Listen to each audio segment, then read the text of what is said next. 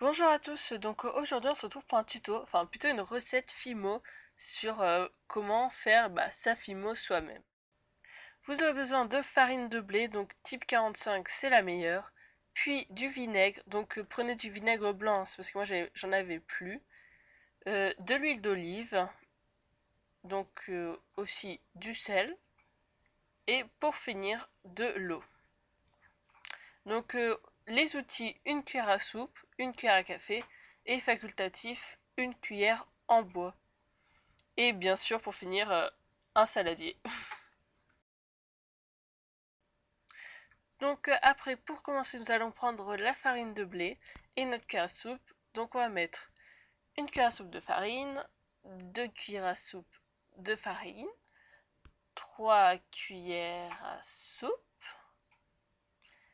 et dernière cuillère à soupe. Donc ça fait 4 cuillères à soupe de farine de blé.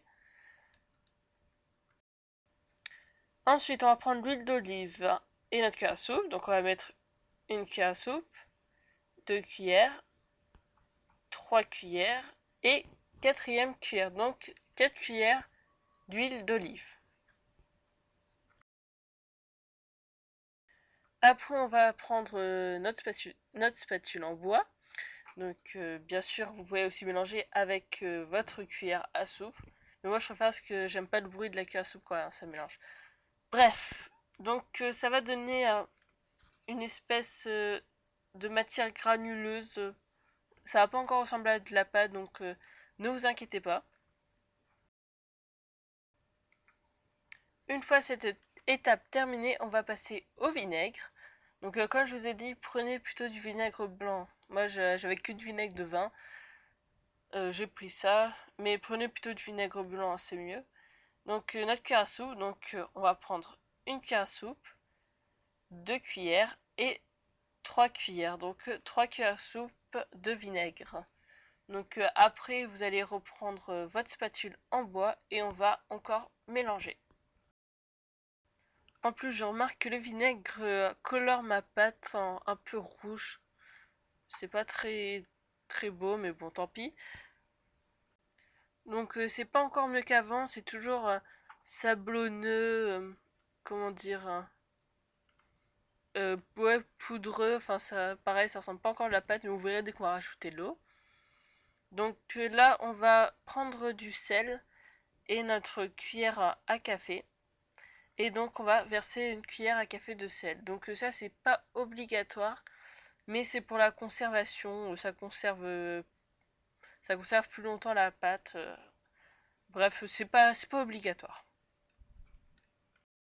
Ensuite, on va passer à l'eau, donc on va verser une cuillère à soupe d'eau de 3 et 4 cuillères à soupe d'eau. Puis on va mélanger, donc là vous allez voir que ça va enfin ressembler à de la pâte. C'est pas trop tôt. Si vous remarquez que votre pâte est trop liquide, rajoutez une cuillère à café de farine. Et si au contraire elle est trop dure et friable, rajoutez une cuillère à café d'eau et une cuillère à café d'huile.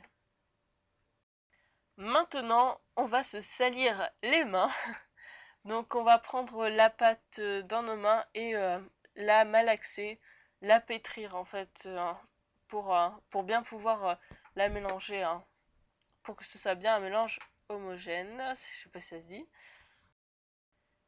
Puis formez une belle boule avec votre pâte, donc vous voyez un peu l'aspect que ça a. Maintenant on va passer à l'étape suivante, la coloration. Et au fait, n'oubliez pas de mettre votre pâte dans un tupperware pour ne pas qu'elle sèche à l'air libre, ce serait dommage. J'adore la séquence rapide. Bon, maintenant vous avez besoin de gouache. Bon, moi c'est de la Carrefour tout simplement, et ça va servir à la coloration de votre pâte. Prenez un morceau de votre préparation et vous allez prendre la gouache, donc la couleur de votre choix, et vous allez en mettre une goutte. Donc après, tout dépend si vous voulez que la couleur soit intense ou pas. Pour faire du rose pâle, faut pas en mettre beaucoup. Et au contraire, si vous voulez du rouge pétant, là va falloir en mettre quand même une bonne goutte. Je profite de cette séquence malaxage pour vous préciser la cuisson. Il n'y a pas de cuisson. En fait, c'est comme la pâte Fimo Airlight. Donc, je sais pas si vous savez ce que c'est. Enfin, faites une petite recherche sur Google. Bref, elle se sèche à l'air libre. Après, par exemple, pour les petits objets, faites sécher 48 heures, 72 heures, etc. Plus l'objet va être gros et plus il va falloir faire sécher longtemps. Et pour finir, une fois sec, n'oubliez pas de vernir. Voilà, ce tuto est terminé, j'espère qu'il vous a plu. Pour plus de vidéos, n'oubliez pas de vous abonner à ma chaîne et à aimer cette vidéo. Je vous dis à bientôt et je vous fais plein de gros bisous. Bye!